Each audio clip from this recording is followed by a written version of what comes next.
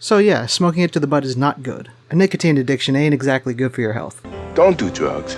If you're doing it, stop it. Get some help.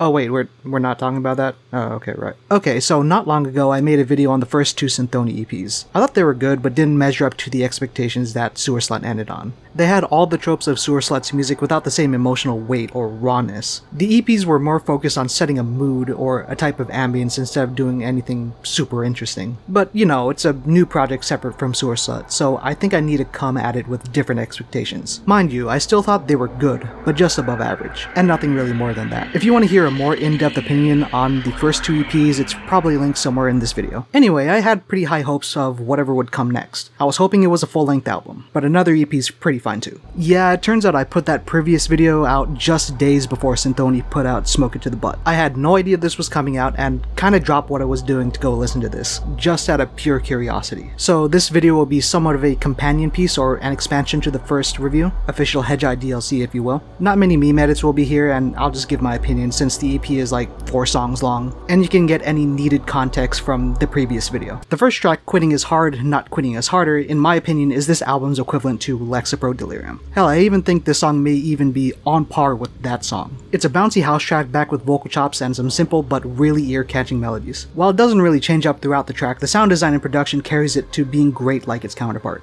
It not being 7 minutes also helps with my enjoyment. I'm not sure if Agony OST is doing all the heavy lifting, but this is now one of my favorite Cynthoni tracks right next to Matul Heads from Volume 2. Highly Toxic Carcinogenic Poison is another kinda house-esque cut that sounds similar to the previous track. However, I feel this is more music to slowly headbang to than one to mosh to. It doesn't overstay its welcome, clocking in at 3 minutes, and it uses its time well, with a cool switch up in the second half. I'll be honest, it kinda low-key sounds like Call of Duty sniping montage music.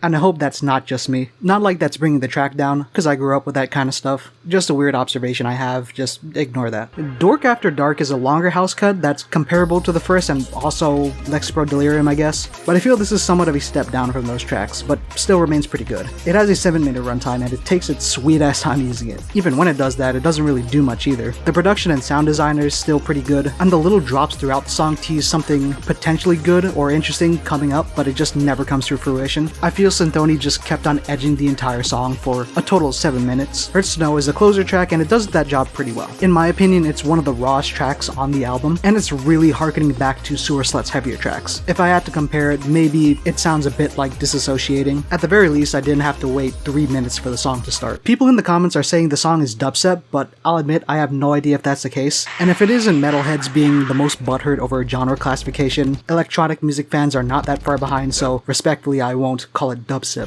The last leg of this track completely breaks down and kind of becomes this organized, chaotic wall of noise. I know that's a bit of a contradiction, but it's the coolest sounding part of the album. Overall, I think this is a step up from the first two EPs in terms of sound and overall enjoyment on my part. It still has some of the Cynthoni cleanliness in its sound while introducing some needed rawness that the best of Sewerslvt provided. I would have liked more variety in the album, with it all being either house cuts or more down-tempo house cuts. I'm still holding out for a full-length album to really sell me on Cynthoni, but this is a step in the right direction. That's about all I had to say, and goodbye for now.